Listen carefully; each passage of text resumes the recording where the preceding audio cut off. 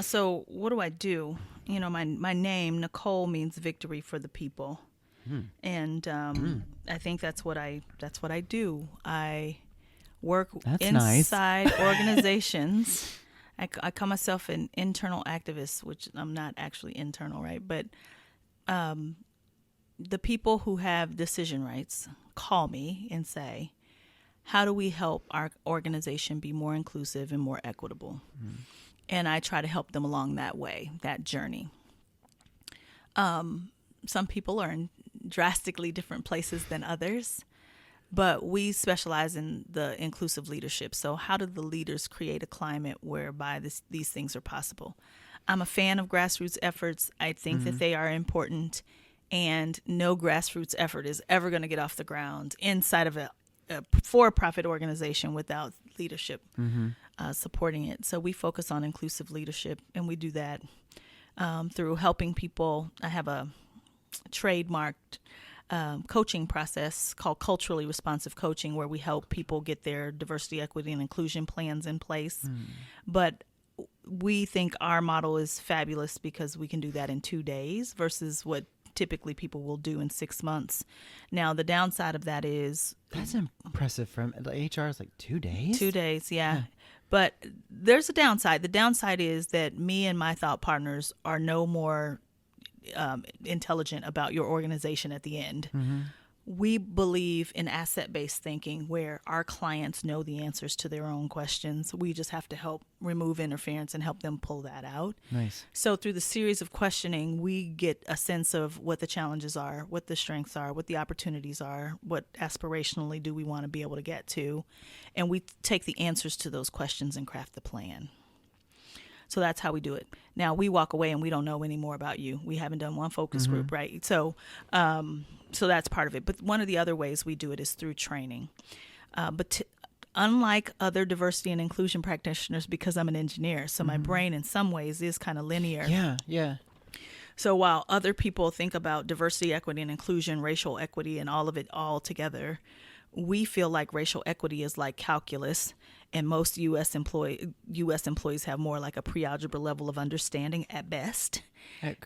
I like, yeah. So like what that. we do is we say, okay, if we're going to start with pre-algebra, let's talk about diversity in ways that are not intellectually challenging, not emotionally charged.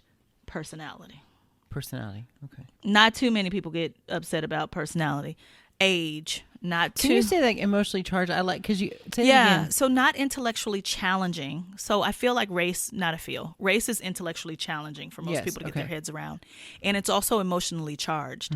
Everyone has an opinion about race. Not everyone has an informed opinion about race. Gotcha. So we teach concepts of like prejudice, discrimination, oppression, covering, all those things around topics that people don't get too upset about.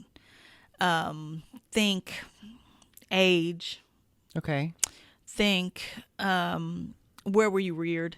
Rural versus country. Gotcha. Think departments. IT versus finance versus marketing, and some of those in groups that get formed. Surface little, yeah. Yes.